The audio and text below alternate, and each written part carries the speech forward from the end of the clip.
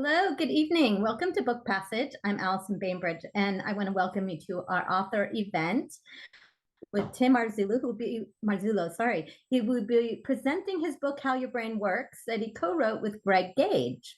I am very grateful to people like Tim, I have to say, as I tend to be more of a right brain person. I need someone to simplify complex scientific principles and explanations. It so happens that my brother is a scientist and he teaches science communication, and we will have these conversations about how important it is for experts in scientific fields to communicate in listener-friendly ways. And I think at no point was this more obvious than the last few years during the pandemic, when scientists were giving us a lot of important information and explanations that often went above our heads. So many of us are curious about science, about the brain and how it works. Tim's book is a practical guide for anyone from middle schoolers to curious adults to learn about the brain. The book allows you to discover the hidden electrical world inside your nervous system using DIY, hands-on experiments for all ages. No MD or PhD required, which I appreciate. Using a homemade scientific instrument called a spiker box, readers can see how fast neural signals travel by recording electrical signals from an earthworm or turning themselves into subjects. Readers can strap on some electrode stickers to detect the nervous system in their own bodies. Each chapter begins by describing some phenomenology of a particular area of neuroscience, then guides readers step by step through an experiment, and concludes with a series of open-ended questions to inspire further investigation. Gage and Tim Marzullo are award-winning neuroscientists who met while pursuing their PhDs at the Neural Engineering Lab at the University of Michigan. They are the co-founders of Backyard Brains, which produces kits that are used by students at all levels to learn about the brain. I want to just let you know, if you are interested in post a question or a comment for Tim, please feel free to do so by using the chat function. And now I want to give a warm welcome to Tim Marzullo, who is joining us from Chile right now. Welcome. All right, thank you for that lovely introduction, Allison. Greetings from Santiago de Chile. I just arrived yesterday to finish some classes I've been teaching online. I think the students were sick of learning by screen, so I wanted to give them the grace of actually having the final classes at the end of the semester in person. So that's why I start here. Saludos desde Chile. Okay, I'm just going to give a brief presentation about the history of our organization. Then I'm going to go into some experiments that we outline in the book, and then I'm going to leave it open for questions. So hopefully you all have a lot of questions about how the brain works, how your muscles work, how your heart works, and how the book writing process went about. So I'm about to share my screen. 1 second. Okay, I'm going to go full screen. Okay. All right, so as a young student in high school, I wanted to learn about how the brain works, just as natural curiosity, just as anyone who looks up at the sky at night in Chile or in Texas or in the eastern part of California and just wonders what's out there. I just was curious about how the brain works, but unfortunately at the high school level, you really can't take a class in neuroscience. It is improving at the undergraduate level, but to really learn about how the brain works, you have to go to grad school and get a graduate degree, a PhD. And so that can take, until you're in your early 30s or late 20s to finally be able to do experiments on the brain. And always sort of bummed me out for many reasons. One, it seems silly that you have to wait so long to actually do experiments on the nervous system when it's so compelling and so interesting. And also, as probably many of you in the audience know, 1 in 5 people in the world will be affected by a nervous system disease. You probably know someone who's been affected by schizophrenia, by drug addiction, by epilepsy, by Alzheimer's, or other types of dementia. And as we all know, we don't really have good treatments for treating neuroscience-related diseases. And so I grew up and I went to college at the University of Texas, and I had a lot of friends in college who were electrical engineers, computer scientists, mathematicians, and they were all doing computer science circuit design, hacking electronics, mathematical proofs when they were early teenagers from 12 to 13. I'm speaking to a California audience, and as you know, there are many famous companies in Silicon Valley whose co-founders all started playing with computers when they were 13. I couldn't really start playing with brains until I was in my late 20s. So the goal of the organization I co-founded with my co-author is to make neuroscience as common and vulgar as electrical engineering, computer science, astronomy, mathematics, basketball, dancing, music. When I'm teaching classes at high school, I often say, imagine if the first time LeBron James or Stephen Curry was able to play a basketball game was in their mid-20s. Like, it's already too late. Like, most people play sports when they're 5, 6, 7, 8, 9, 10. But for some weird reason, neuroscience, you have to wait until you're in your late 20s. So we kind of want to make it as common as dancing, music, mathematics, computer programming, electronics. And so that's our mission. And so this was the equipment. This is no exaggeration. This was the equipment that my co-author and I did our PhD research on. It cost about $250,000 to do an experiment. So obviously our graduate research advisor needed to apply for a government grant from the National Institutes of Health or the National Science Foundation to be able to afford such equipment. And even if you're a prosperous person, even if you've got some money in the bank, $250,000 to spend on neuroscience equipment is a bit much, no matter how wealthy you are. So Greg and I set about the engineering challenge of trying to build inexpensive equipment to allow high school students, effectively younger versions of ourselves, to do neuroscience experiments. And there's me about 12 years ago on the right, a little bit heavier. And then there's Greg on the left. And these were our prototypes, but we kept working at the prototypes. And now after 12 years, that number needs to be updated. It's now 99 countries. There are 99 countries around the world that are using our equipment to understand how the brain works.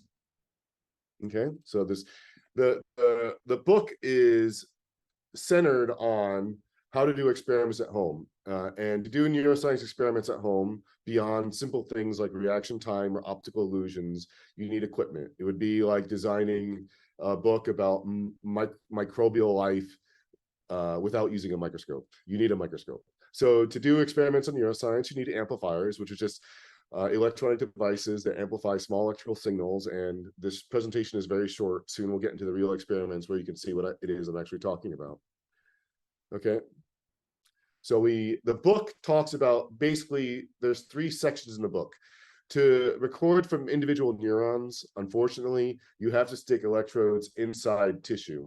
And so obviously we don't want to do it in humans. We don't want to do it in mammals. We don't want to do it in vertebrates. So we use, for the experiments on individual neurons, we use invertebrates. So cockroaches, crickets, bumblebees, earthworms. And the earthworm can survive this experiment. You can put it back in its soil, but here we are with an experiment measuring the neurons in earthworms. And here's an experiment measuring the neural activity in the leg of a cockroach. And the leg of the cockroach is very nice because they can grow back. And so the first part of the book is about individual experiments with neurons in invertebrates. The second part of the book is about electroencephalograms in humans. And then the third part of the book is about recording your heart activity, your muscle activity, reaction time versus reflex time. You may be disappointed by our book because you may see how the brain works and you want to learn about consciousness. You want to learn about language learning. You want to learn about memory. How do I know that Santiago is the capital of Chile? How do I know that Sacramento is the capital of California? We don't really talk about that high level cognitive stuff. We talk more about the nuts and bolts, how individual neurons, muscles, and heart cells work. Okay. And so the motivation to write this book was, I'm an avid reader. My favorite subjects in high school and undergraduate were literature and science. But I felt that I had a better talent in science than literature. But I love reading. I try to read every day in both Spanish and English. And so, I read a lot of neuroscience pop culture books. And so there's a problem with neuroscience pop culture books, which some of you may be aware of. So for example, I'm currently reading this book, and it's an excellent book by Bill Schutt called Pump, Pump, Pump. And it's just an excellent evolutionary history of the heart. Just a wonderful book about the heart. I highly recommend buying it and reading it. It's just very well written with good illustrations. But the author doesn't ask you to do any experiments. And the problem is we're sort of used to that in neuroscience and biology, pop science books. If you pick up an electrical engineering book, if you pick up a computer science book, if you pick up a mathematics book, if you pick up an astronomy book, half of them will challenge you to actually do your own observations. But in neuroscience, our colleagues tend to just talk about famous cases in neuroscience like HM with the memory, or Phineas Gage with the lesioning, and talk about the history with Luigi Galvani and Alejandro Volta, but they want to actually ask you to do any experiments. So that's why we were motivated to write our own book, which is available now, and I hope you enjoy it, called How the Brain Works, by Gage, my co-author, and me. And again, the book is divided into 3 sections. One is about experiments in invertebrates. The second is about experiments on your own brain with electroencephalography. And the third is about muscles, hearts, reflex versus reaction. And so in this book, we actually challenge you to do experiments. You don't have to do the experiments. We do include data in the book, so you can read the whole book on your own, but we also give you the opportunity to actually do neuroscience. So like I said, with the example of Stephen Curry and LeBron James, actually play basketball, actually dance ballet, actually play the piano, actually design a circuit. So that's our motivation. You learn best by actually doing it. Unfortunately, neuroscience at the amateur level, you never really get the opportunity to do it yourself. So I'm just going to go back. Hold on, I just saw a chat. Okay, yeah, there was a, should I answer this question now or wait to the Q&A?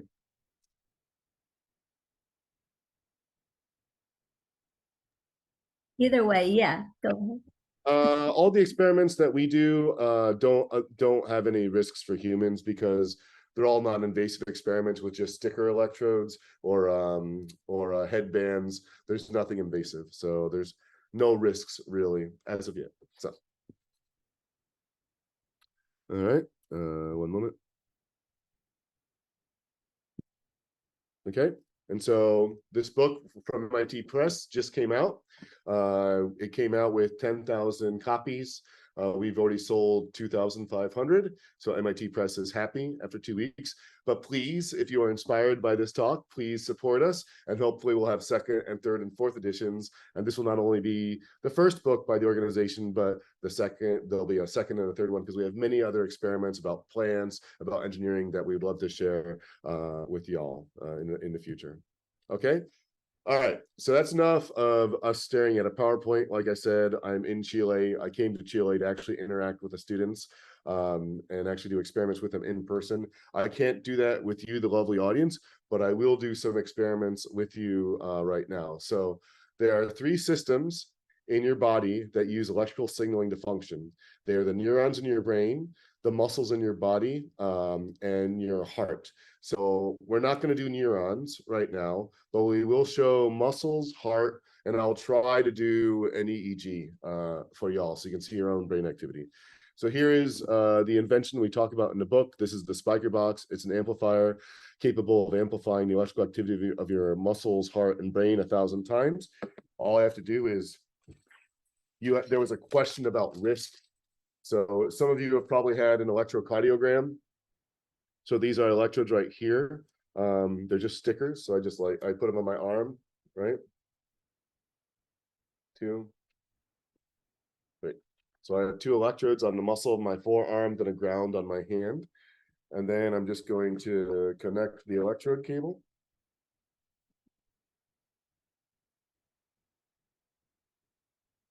Okay.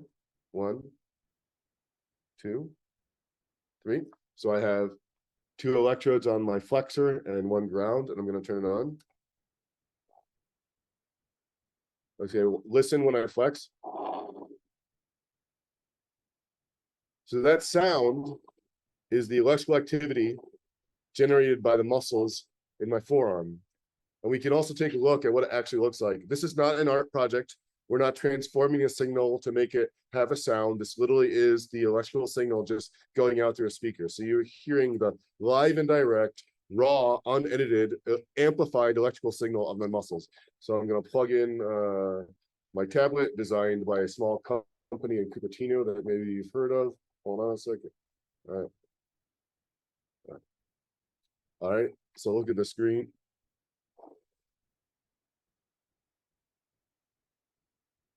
So those deflections were actually the up and down voltage swings of the electrical activity of my muscles while I was contracting.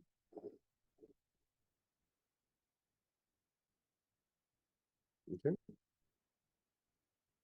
Check, check, check. Okay, nuevo.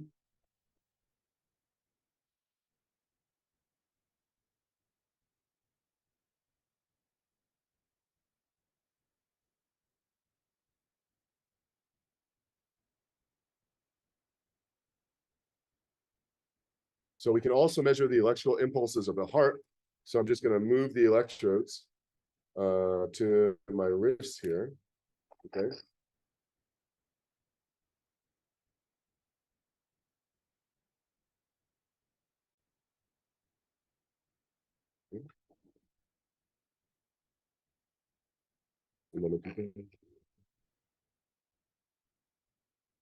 Okay, so now we can see my electrocardiogram. So these are the impulses of my heart. And again, this is pretty exciting because most of the time you have to go to a hospital, you pay some money to have an expert do your electrocardiogram. Excuse me, I'm getting over a cold. But now people can do electrocardiograms at home. And even we've had doctors buy this equipment to do quick tests on their patients. Obviously, our gear is not sophisticated enough to diagnose diseases, but it's good enough to get a quick view. So instead of sending their patients to the clinic, they just hook their gear up to our device for 1 minute and can do a quick test. So I'm going to try, because the title of this talk is How the Brain Works, I'm going to try to show my electroencephalogram to y'all. But just have some patience because the signal is notoriously noisy. So I'm gonna stick a headband on my head. Hold on a sec. If you were actually in my hotel room right now, you just see equipment all over the place. And I'm giving a talk. Okay, so to record your electroencephalogram, we did it very DIY. This is just a headband for working out for tennis. And I just went to Hobby Lobby or the equivalent, and I bought leather snaps. So, for example, I have a wallet with a snap on it, and as you know, at Hobby Lobby you can buy these snaps. So I just have a little fake leather snap here. I'm gonna just put it on my head like this. But I need to improve the interface, so I'm gonna add a little bit of gel. So hold on, I just have some like conductive gel. This might not work because I'm trying to do it by myself remotely, but we want to do it for y'all. So hold on a sec. So I'm just put some gel on.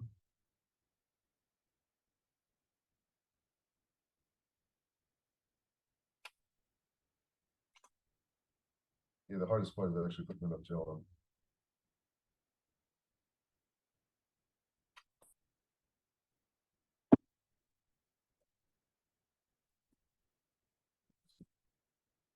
Some gel on. All right. It's easier if I do it this way. Okay. I'm gonna put it on my back of my head here. Okay. Then we're gonna put a ground electrode behind my ear.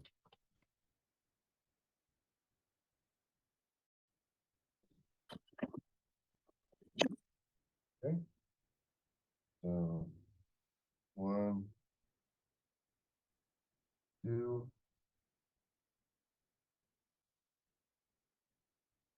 There's a ground somewhere. Black ground. Okay. All right.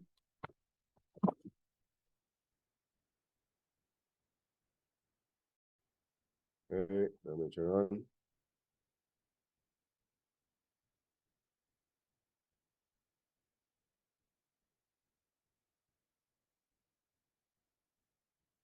All right. Okay. So this may or may not be my brain. Okay, but I'm gonna close my eyes.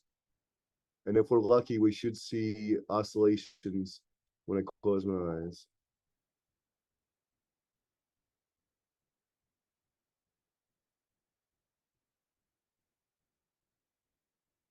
Okay, did you see those ripples?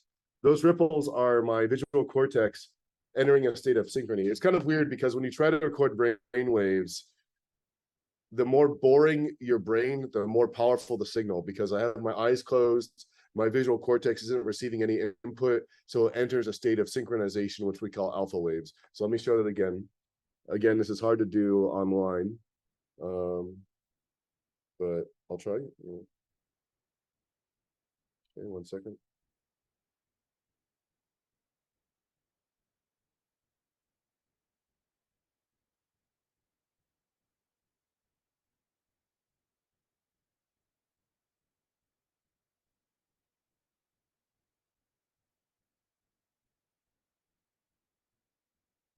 Okay. Okay, now I'm going to close my eyes.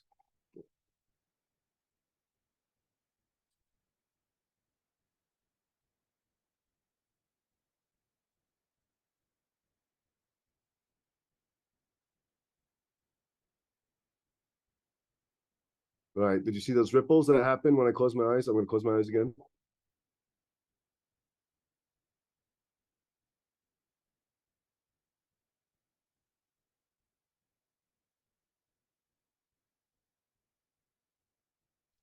All right, so you saw those ripples. So that's the electroencephalogram. Those are the waves in my visual cortex. So we saw the three signals. We saw brain signals, we saw heart signals, we saw muscle signals. And so that's what we talk about in the book. I don't have experiments with insects prepared that we talk about in the first section, but the experiment with the brain is what we cover in the second section of the book, and it goes into all the detail and shows the data.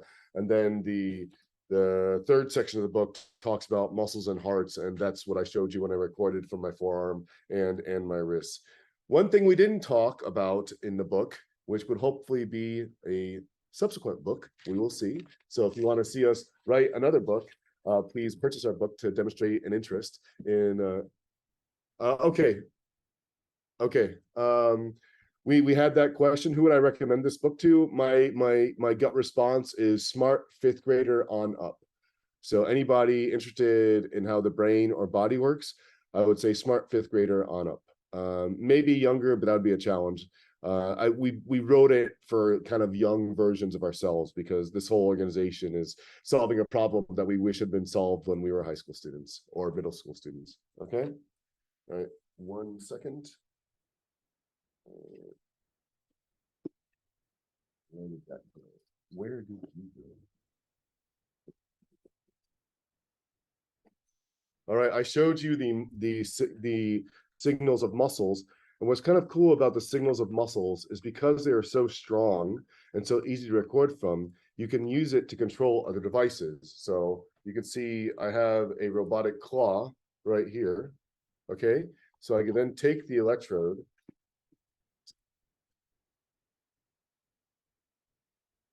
and hook it up to my muscles again. All right. And then I can hook it up to this little robotic claw.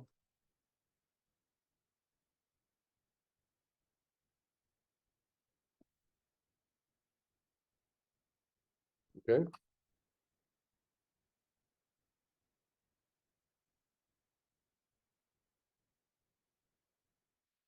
Okay, so now when I flex, I'm closing the claw. So I'm Iron Man now. It's a neuroprosthetic interface. And we can do many more interfaces with the human body, but the book doesn't really talk about interfaces. So I just wanted to give you a little sneak peek.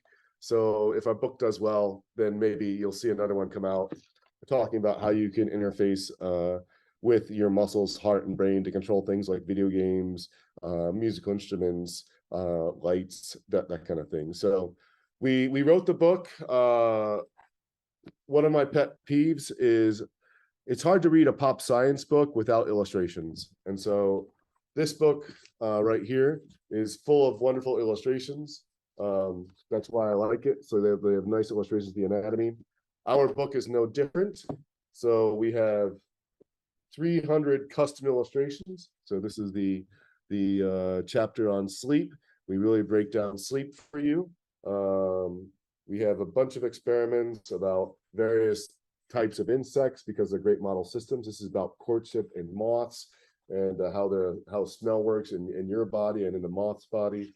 This is an illustration about the mapping of various parts of the human body on the brain. And just because it's Thanksgiving last week, and I went to go visit my sister for Thanksgiving in Minneapolis, I have to plug my lovely sister. If you buy the book and you go to page 17, we have an introduction about the role of animals in science. And there on page 17 is my sister, because she's an animal lover and has 2 dogs, an African gray, snakes, sugar gliders. And so I used her as the model for this illustration. So we worked with 2 illustrators. And we think it turned out very well, but of course we want your feedback. Okay, we just got another question.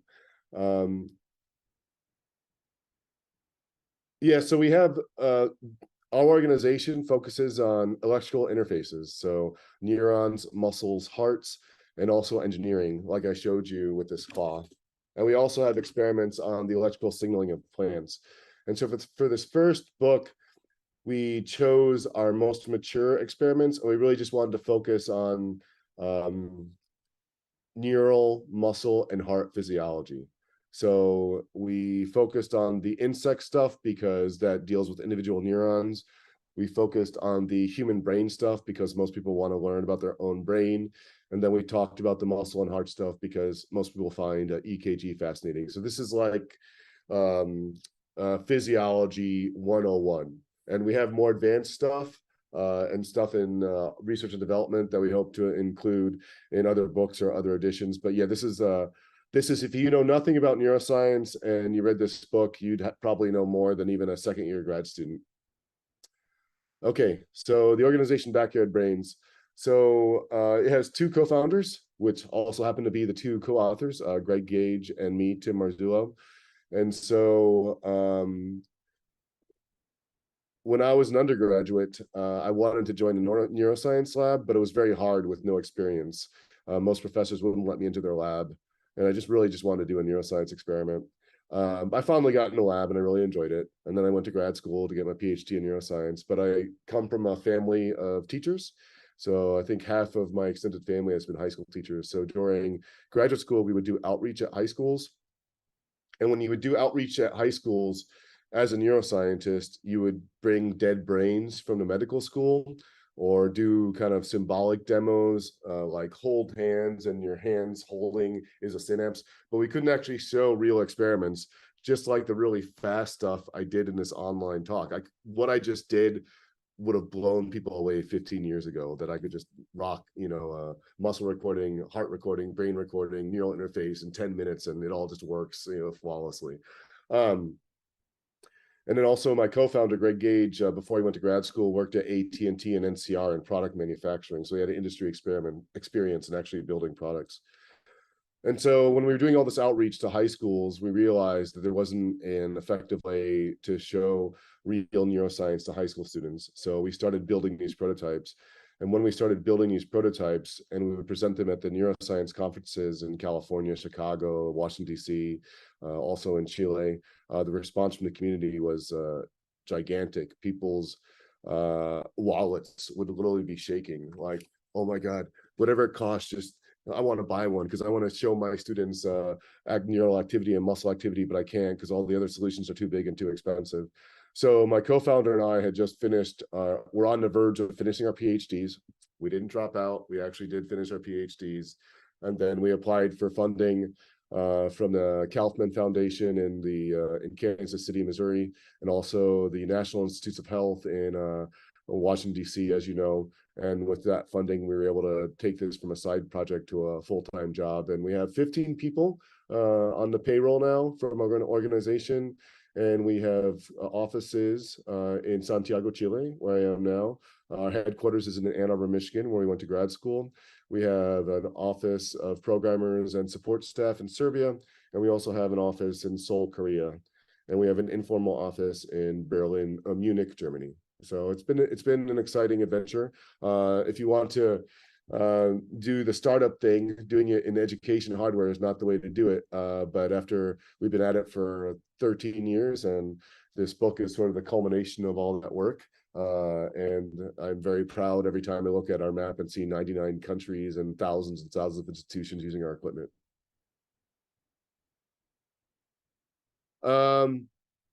What drew me to neuroscience, I think, is just the nerdy thing of, you know, if you go to Eastern California where there's not much light pollution and you look up at the sky, you see all these stars, you see things moving, and you just wonder what's out there. And people have wondered that for thousands and thousands of years. And then you also have these thoughts in your head, and you have consciousness, and other people have consciousness, and you also wonder what's inside. So I think, yeah, astronomy and neuroscience have always been interesting to me since high school.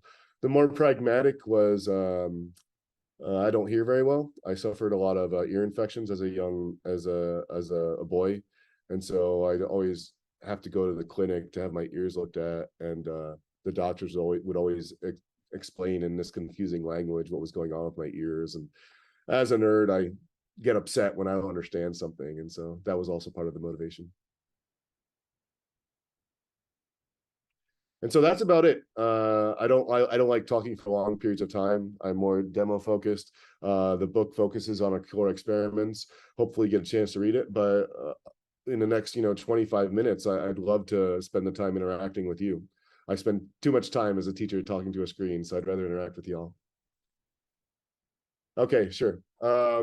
So I've been principally active as an educator and a technology developer in 3 countries, the USA, Chile, and Korea. So I work principally in Korea. I also work in Chile, and I also work in our headquarters in Ann Arbor. The biggest thing is Korea. They don't really do science projects. So in the United States, we do science projects where we're encouraged to do projects on our own. And if you win the Westinghouse Science Fair, you get a scholarship to, a flagship state school or some of the prestigious private schools on the coast.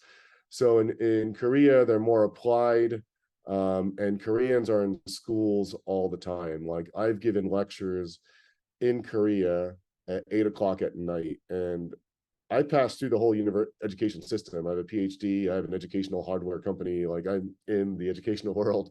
But when I was a high school student, unless it was drama or sports, I was never taking classes at 8 p.m. at night. But I've done that multiple times in Korea. So Korea is just really focused on applied STEM. There's not much focus on creativity. The students don't even do sports in their high school. So that's kind of weird. Chile does have a very strong creative culture. Of course, they won two Nobel Prizes in poetry, Pablo Neruda and Gabriela, excuse me. And they do have very famous scientists, like Humberto Maturana and Francisco Varela. Unfortunately, it's a developing country, so we've had to be really creative in making budget solutions for the students here. But after 10 years of working here, we have a lot of enthusiastic clients that work with us, and the students are just great. Latin America is great. Very creative, very, very enthusiastic. It's just unfortunately with the economics of Latin American countries, they don't really have the budgets to really spend a lot on science equipment, but hopefully that will change. America is sort of the best of both worlds. It has the money that Korea has to actually invest in science equipment, and also the United States is a very creative culture and very supportive of small business. So that's why the most famous tech companies in the world are often started right in this very state we all listening to. I can go into more detail about that if you want. Yeah, so I would say that the most common instrument of a biology high school classroom is the microscope, right? And so the microscopes are fairly inexpensive. Of course, you can go really expensive with an electron microscope, but every biology classroom has a microscope. And and most people know how to use a microscope. Even if y'all in the audience haven't used a microscope in 20 years, you know, you put the sample underneath the lens, you turn on the light source, and then you focus it. Like, everybody has common knowledge about how to use a microscope. This is the same price as a microscope, but what is this? It's just a circuit. What it really is an amplifier to amplify the electrical impulses of the neurons, muscles, and heart cells in your body.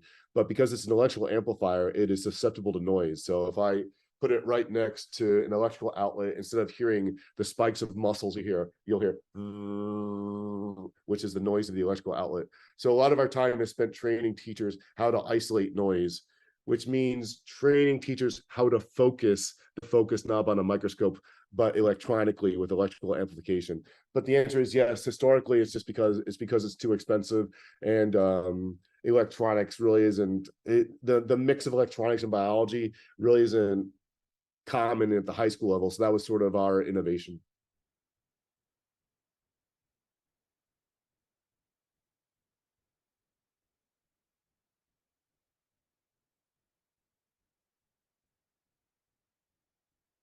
Yeah, so Korea had an entrepreneurship program to encourage foreign companies to set up satellite offices there. And even before we went to Korea, Korea was our sixth biggest international customer, because Korea is so engaged in science and engineering education. I mean, of course, maybe some of you have Samsung phones, maybe some of you have Kia cars or Hyundai cars or LG TVs, just a very applied engineering and applied science country, unfortunately, which Chile isn't. You know, you buy some wine from Chile, maybe you'll buy some salmon, maybe the copper in your computer was, you know, mined in Chile, but Chile is not really a manufacturing economy, which we're trying to change here, but it's a challenge. Latin America is a challenge.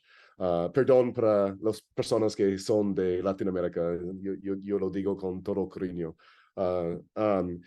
But yeah, so Korea, because it has such a focus on applied engineering and science, it seemed like a good economic experiment for our organization to set up an office there. And within 1 year, south of me being there, South Korea had become our biggest international client outside, of course, of the United States. So yeah, they're really interested in learning about neuroscience. They're really interested in learning about new technologies. Neuroscience is still growing there. If you subscribe to Science and Nature, which are prestigious science publication magazines, and you see Korean names in those magazines, you'll see it's mostly new forms of transistors, new forms of LEDs, but you will occasionally see neuroscience in there. So it is growing. Yeah, that's a really, are there lessons you've learned teaching in Chile and Korea that you wish teachers would apply here in the States?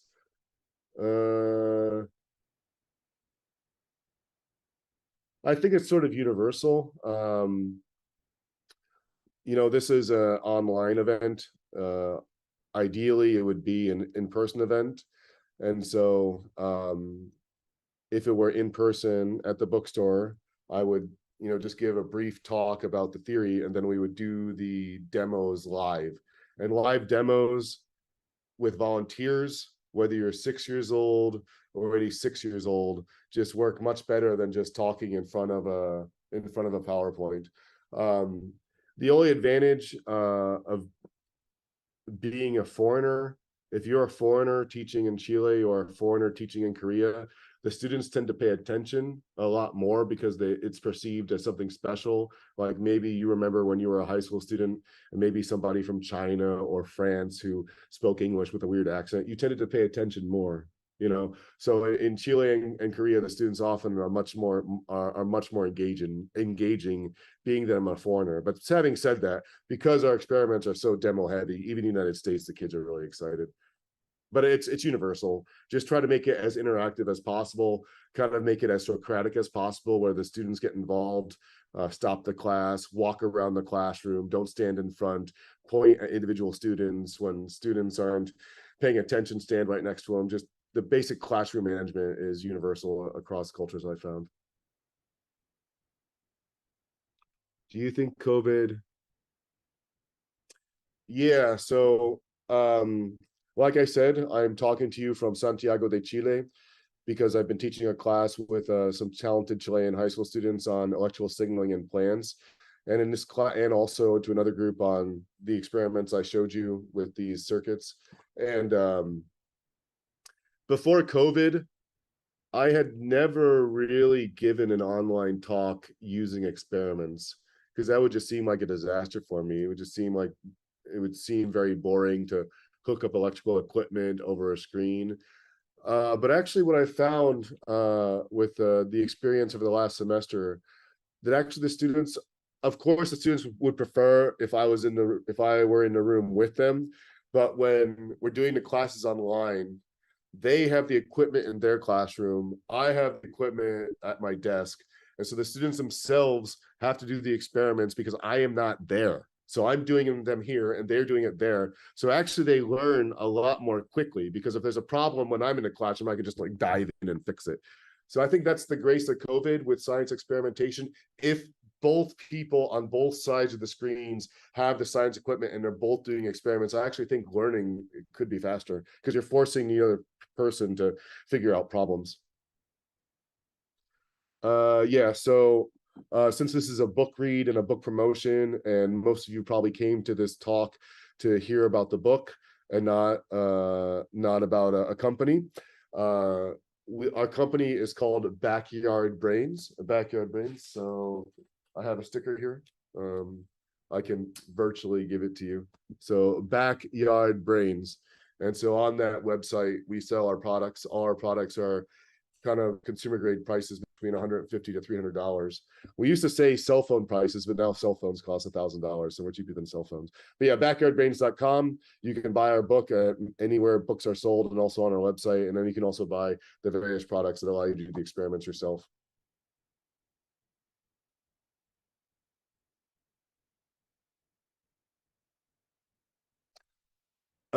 There's two. There's the what do I hope to accomplish? There's the philosophical, in that advancing human knowledge.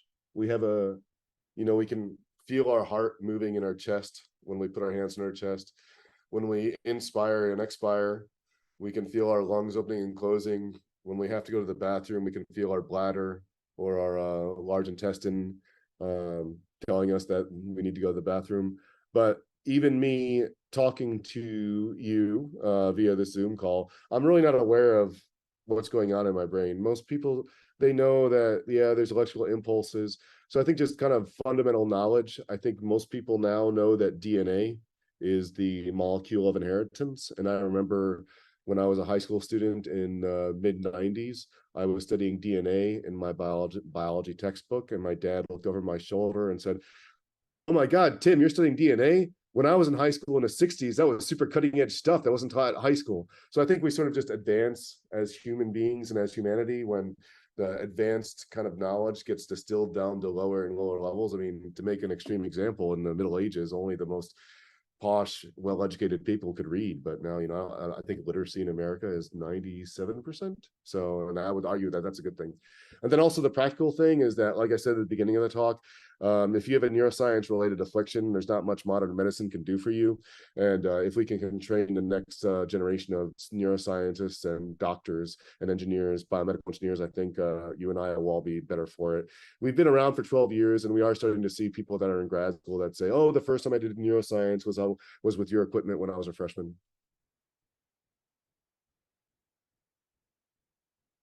Um, Yeah, so our customers, 90% of our customers are high schools, universities, and research institutions that use our equipment for teaching. And then 10% is the general public, maybe a high school student that wants to do a science project, or a doctor that wants to show their kid what they do for a living, or an artist who wants to do something weird with a muscle interface. But yeah, so the general public can buy our gear, and you can go on our website.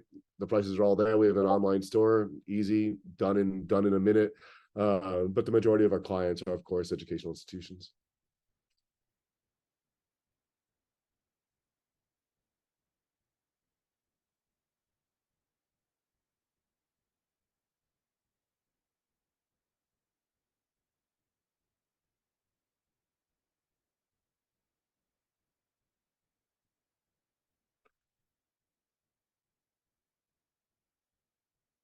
All right. Well, I'm pretty easy to find on the internet. My email is tim@backyardbrains.com.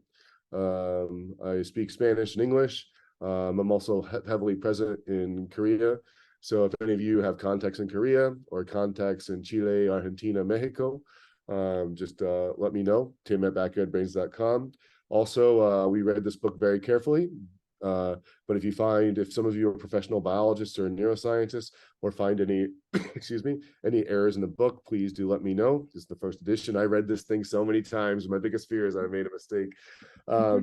And again, we're easy to find. Or if, again, a lot of our experiments were inspired by comments from users. So maybe one of you has an idea for an experiment and it turns out to be a really great idea, and I can work with you or work on it with my team, and we can develop a new experiment for students around the world to replicate. So for example, this claw thing was invented by a high school student in Chile, then improved by an engineering graduate student in Mexico.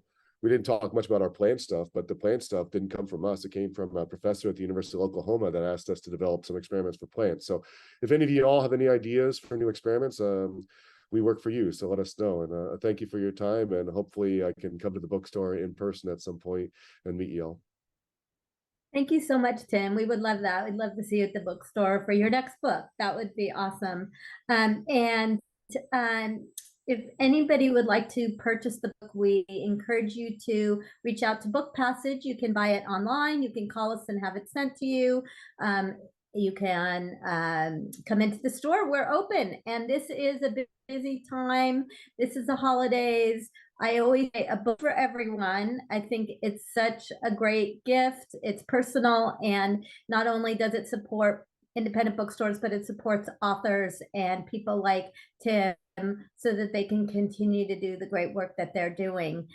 So I encourage everybody to buy a book for everyone in your family, and wish everybody a safe and happy and healthy holiday, and safe travels in Chile, Tim. All right, gracias y annyeonghaseyo in Korean. So good meeting you all. Bye-bye. Thank you. Bye-bye.